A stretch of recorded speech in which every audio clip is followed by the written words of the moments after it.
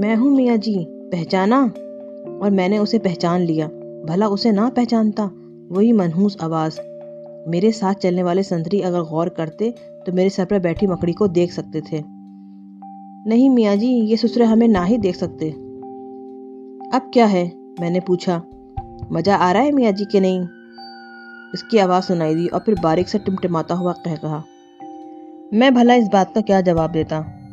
پھانسی ہو جائے گی اب تمہیں، ٹھور مر جاؤ گے۔ دیکھا، تم سے کہا تھا نا ہم نے۔ میں خاموشی سے قدم بڑھاتا گیا۔ زندگی بڑھیا ہے یا موت میاں جی؟ بولو، جینا چاہو ہو یا مرنا؟ میرے ذہن میں چھناکا سا ہوا تھا، میں بولے بغیر نہ رہ سکا۔ اب بھی زندہ رہنے کا کوئی امکان ہے؟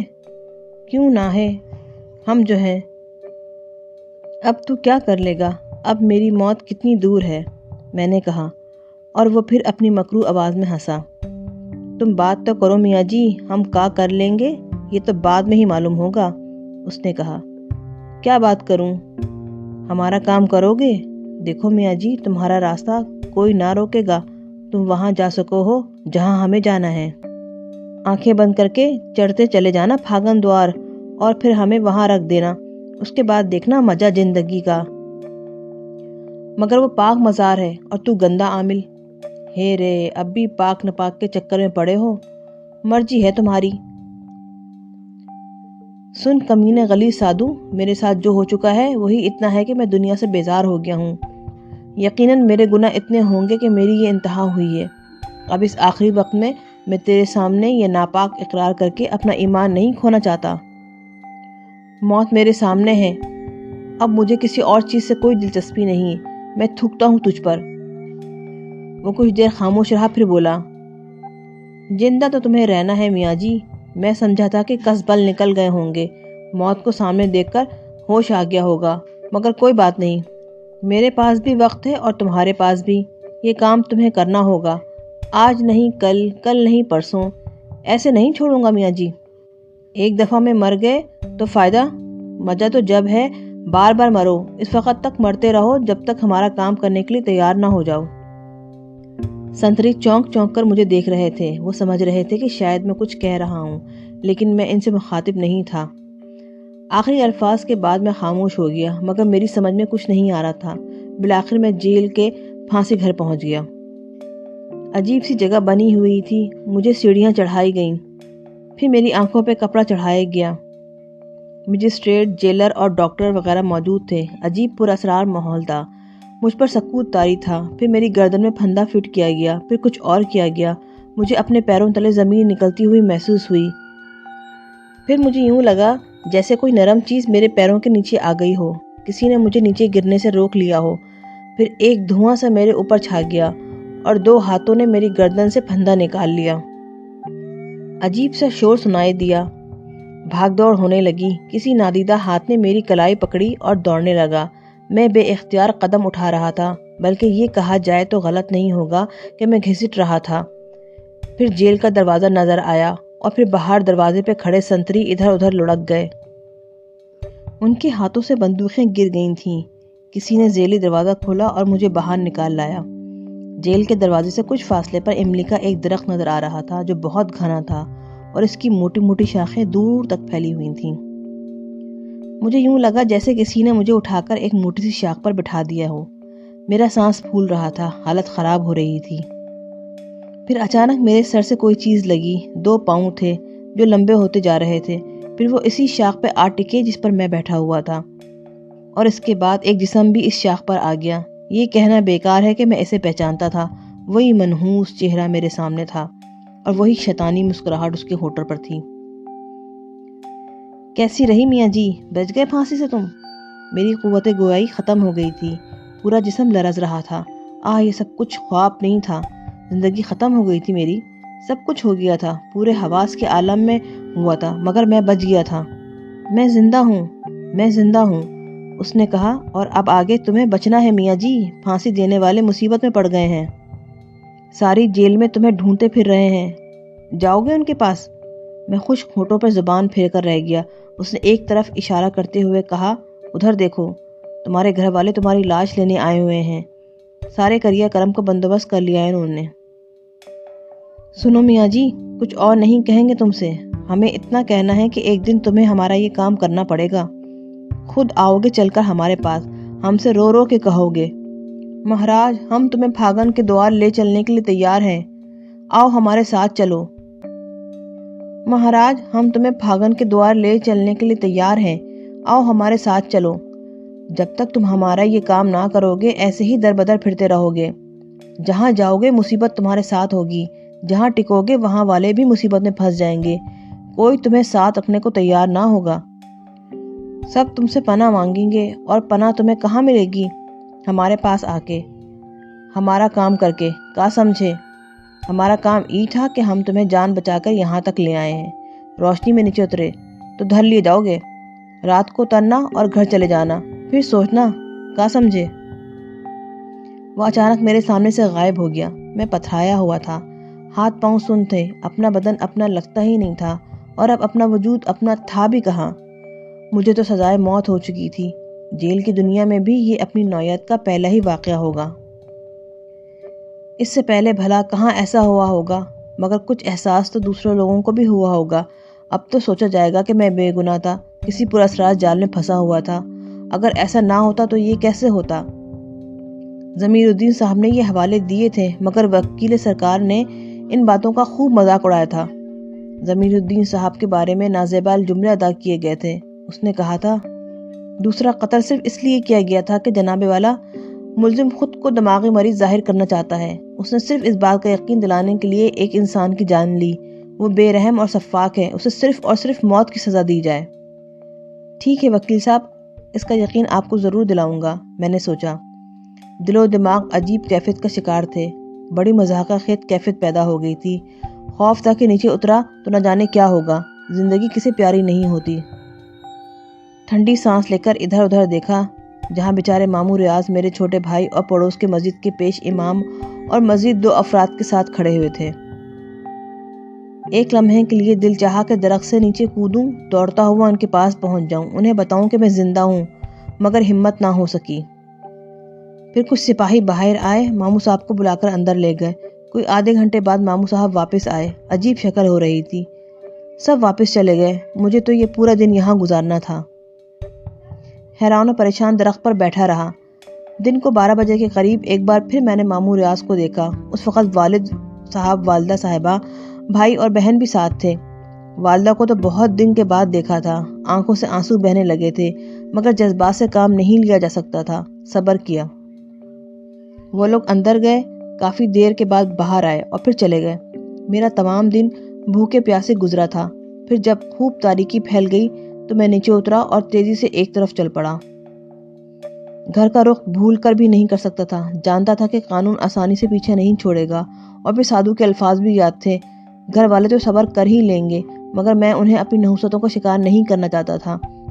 اب کیا کروں، کہاں جاؤں، کہاں ٹھکانہ ہے میرا؟ دل و دماغ خوف کے زیر اثر تھے، قوت فیصلہ ساتھ چھوڑ چکی تھی۔ شہر اتنا اجنبی نہیں تھا، لیکن اس وقت یوں لگ رہا تھا جیسے پوری کائنات میں کوئی شناسا نہ ہو۔ موت میری طاق میں، اور زندگی ایک کمزور اور بے بس چڑیا کی مانند جو پرواز کے ناقابل ہو اور جینے کی آرزو میں پھڑ پھڑا رہی ہو۔ کون سی جگہ ہے جو میری پناہ گاہ بن جائے؟ میری نگاہ ہر سائے میں پناہ ڈھونڈ رہی تھی، مگر ہر سایہ خوف کا سایہ تھا۔ قدم کس طرف جا رہے تھے اندازہ بھی نہیں ہو رہا تھا۔ پھر عجیب غیب سے رہنمائی ہوئی۔ ریل کی سیٹی کی آواز رات کے سناٹے کو چیرتی ہوئی کانوں سے ٹکرائی تھی، اور میرے قدم رک گئے تھے۔ ریل، ہاں ایک راستہ یہ بھی ہے، کچھ فاصلے پر ریلوے اسٹیشن ہے، کیوں نہ یہاں سے نکل جایا جائے، کیوں نہ یہ شہر چھوڑ دیا جائے، ہو سکتا ہے یہاں سے دور جا کر زندگی کی آس بند ہے۔ قدم پھر آگے بڑھے، رفتار تیز ہو گئی، دماغ پر نیند جیسی کیفیت طاری ہو گئی۔ اسی عالم میں اسٹیشن پہنچا، بہت سی چیزوں کا احساس بھی نہ ہو سکا، بس ریل کے آگے بڑھنے کے جھٹکے سے جیسے آنکھ کھل گئی ہو۔ میں نے آنکھیں پھاڑ پھاڑ کر ارد گرد کے مناظر دیکھے۔ کھڑکی سے باہر روشنیاں رینگ رہی تھیں، اندر میل گجے بلب ان مسافروں کو نمایاں کر رہے تھے جو کہیں دور سے آ رہے تھے اور دور جا رہے تھے۔ سب کے سب میری طرح نیند کے سحر میں ڈوبے ہوئے۔ نہ جانے میں کیسے ان کے درمیان آیا تھا اور انہوں نے مجھے کیسی نگاہوں سے دیکھا تھا۔ روشنیوں کے دوڑنے کی رفتار تیز ہو گئی، یوں لگتا تھا جیسے انہیں اندھیرے کا خوف ہو اور وہ اس سے جان بچانے کے لیے بھاگ رہی ہوں۔ کہیں پھر اندھیرا تمام روشنیوں کو کھا گیا اور کھڑکی سے باہر گھور تاریکی کے سوا کچھ نہ تھا۔ میں نے اس اندھیرے سے خوفزدہ ہو کر آنکھیں بند کر لیں، لیکن جو ہی پلکیں جڑیں میرے اختیار سے باہر ہو گئیں۔ کوشش کے باوجود آنکھیں نہ کھلیں۔ ذہن نے سوچوں کی گرفت سے آزادی کی جدوجہد کی اور اس کے حصول میں کامیاب ہو گیا۔ سارا بدن خوشگوار احساس کے ساتھ سو گیا، اور نیند کی یہ عنایت اس وقت تک قائم رہی جب تک اجالے کی شہنشاہ نے تاریکیوں کو ملیا میٹ نہ کر دیا۔ باہر روشنیاں دوڑ رہی تھیں اور ٹرین پٹریاں بدل رہی تھیں۔ آبادی کے آثار نظر آ رہے تھے۔ غالباً ٹرین کسی اسٹیشن سے گزری تھی۔ لوگ جاگ گئے تھے اور میں سنبھل کر بیٹھ گیا۔ رات بھر کا سفر طے ہو چکا تھا اور میں نہ جانے کتنی دور نکل آیا تھا۔ بہت کچھ پیچھے رہ گیا تھا۔ کیا میری مشکلات کا خاتمہ ہو سکتا ہے؟ کیا مجھے ایک بار پھر پرسکون زندگی دوبارہ مل سکتی ہے؟ دل نے خود ہی جواب دے دیا، ناممکن ہے۔ میں اپنے گناہوں کا پھل پا رہا ہوں۔ میں فطرت سے انحراف کا مجرم ہوں۔ وہ منحوس سادھو میرا پیچھا کہاں چھوڑے گا؟ اس نے مجھے سکون کی دنیا سے بہت دور لا پھینکا ہے۔ میں ایک ایسا مجرم ہوں جو پھانسی کے تختے سے اتر بھاگا ہے۔ نہ جانے قانون کے رکھوالوں نے میرے فرار کا کیا جواز پیدا کیا ہوگا، لیکن یہ ایک سچ ہے کہ قانون چپے چپے پر مجھے تلاش کر رہا ہوگا۔ اپنے گھر واپس نہ جا کر میں نے بہترین فیصلہ کیا تھا، اور وہ لوگ میری وجہ سے بدترین مصیبتوں کا شکار ہو سکتے تھے۔ اب ایک یہی غم رہے گا انہیں کہ ان کے سامنے، ان کے درمیان میں نہیں ہوں۔ دفعتاً مجھے ایک اور خیال آیا اور میرے رونگٹے کھڑے ہو گئے۔ میں ریل میں سفر کر رہا ہوں، بغیر ٹکٹ کے ہوں۔ رات تو گزر گئی، صبح کو ٹکٹ چیکر ضرور آئے گا۔ میرے پاس ٹکٹ بنوانے کے لیے پیسے بھی نہیں ہیں۔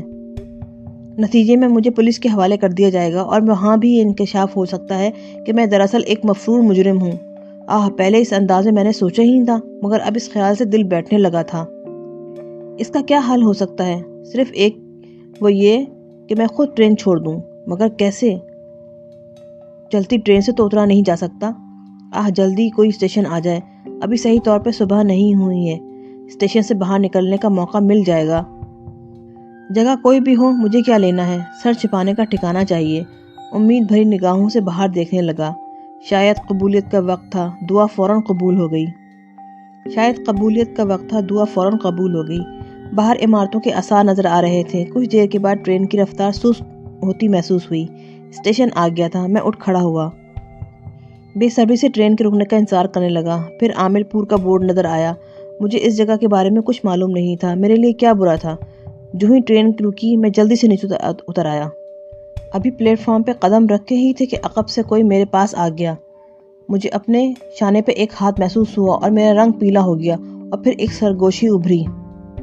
سرفراز نہ جانے کس طرح گردن گھومی تھی، لیکن حالت بے حد خراب ہو گئی تھی۔ آنکھوں کے سامنے ایک چہرہ ابھرا، پروقار نسوانی چہرہ۔ خاتون کی عمر 45 سال کے قریب ہوگی۔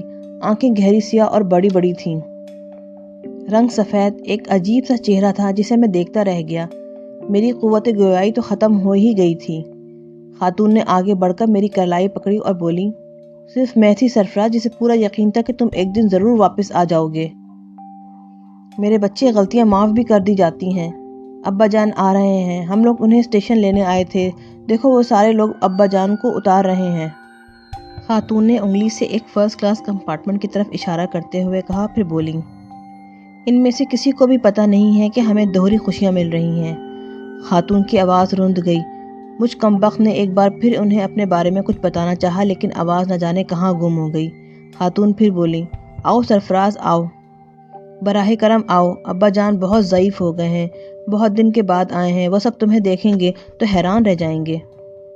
کچھ ایسا انداز تھا ان کا کہ میرے قدم خود بخود ان کے ساتھ آگے بڑھ گئے۔ انہوں نے اس طرح میری کلائی پکڑی ہوئی تھی جیسے میں بھاگ جاؤں گا، اور پھر وہ مجھے لیے ہوئے ایک جگہ پہنچ گئیں جہاں سب ایک بزرگ کو گھیرے ہوئے تھے، اور معمر بزرگ ایک ایک کو گلے سے لپٹا رہے تھے۔ پھر انہوں نے کہا، ریحانہ کہاں ہے؟ کیا وہ نہیں آئی؟ جواب میں معمر خاتون آگے بڑھیں، اور اس وقت وہ سب میری طرف متوجہ ہو گئے۔ پھر ایک نوجوان لڑکی کی چیختی ہوئی آواز ابھری، ارے سرفراز بھائی! اور اس کے بعد وہ سارے کے سارے مجھ پر حملہ آور ہو گئے۔ میں بھلا ان سب سے مقابلہ کیسے کر سکتا تھا؟ میرا چہرہ ان کی غلط فہمی کو رفع کرنے کی کوشش کر رہا تھا۔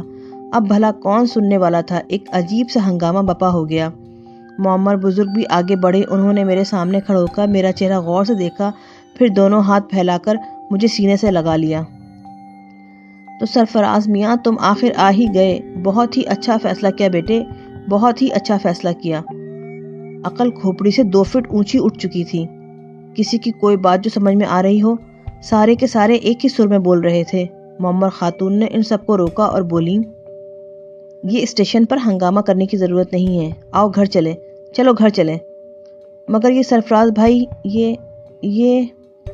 یہ اسی ٹرین سے اترے ہیں، چلو، معمر خاتون نے اس دوسری لڑکی کے سوال کے جواب میں کہا۔ جن صاحب کو نانا جان کہا جا رہا تھا انہیں تو سب بھول ہی گئے تھے، میرے ہی گرد جمگٹا لگ گیا تھا، عجیب عجیب باتیں کی جا رہی تھیں میرے بارے میں۔